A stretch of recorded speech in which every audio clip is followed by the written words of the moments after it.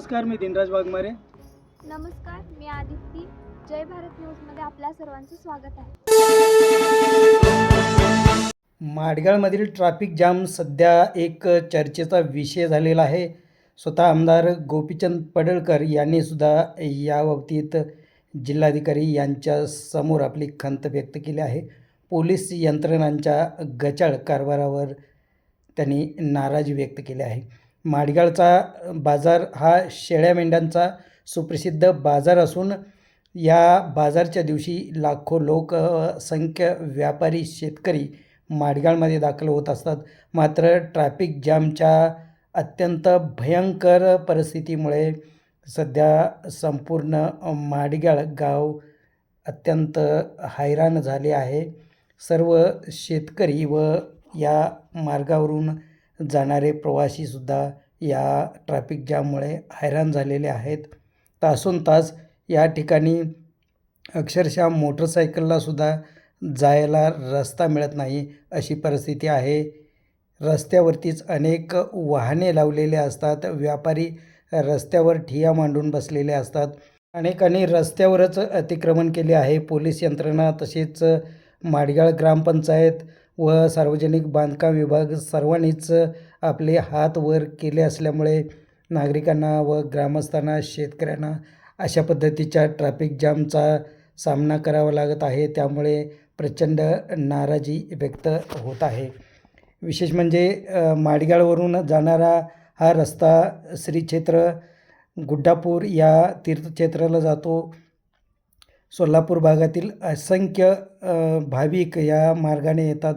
त्यांना या ट्रॅफिक जामचा भयंकर त्रास होतो.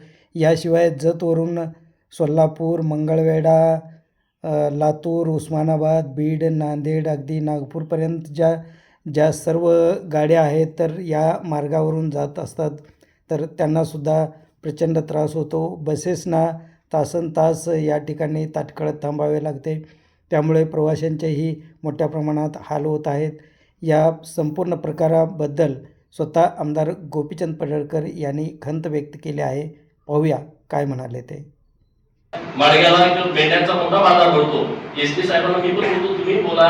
एक पोलीस लोक बाजारला येणाऱ्या व्यापाऱ्यांना त्रास देतात, त्याचा परिणाम बाजारावरती होतो. आटपाडीला शेळ्या मेंढ्याचा मोठा बाजार आहे, तिथं म्हणजे पोलीस त्रास देतात. काय काय बाजार हे बंद पडलेले आहेत. तर एसपी साहेबांना मी बोलतो, कलेक्टर साहेब पण बोलतील, माडगाळ बाजारामध्ये जे व्यापारी इकडून तिकडून येत आहेत त्यांना कुठलाही नाहक त्रास होता कामा नये, कारण हे बाजारच मोडून जाते आणि आपल्याला आता बाजार टिकवायचे आहेत.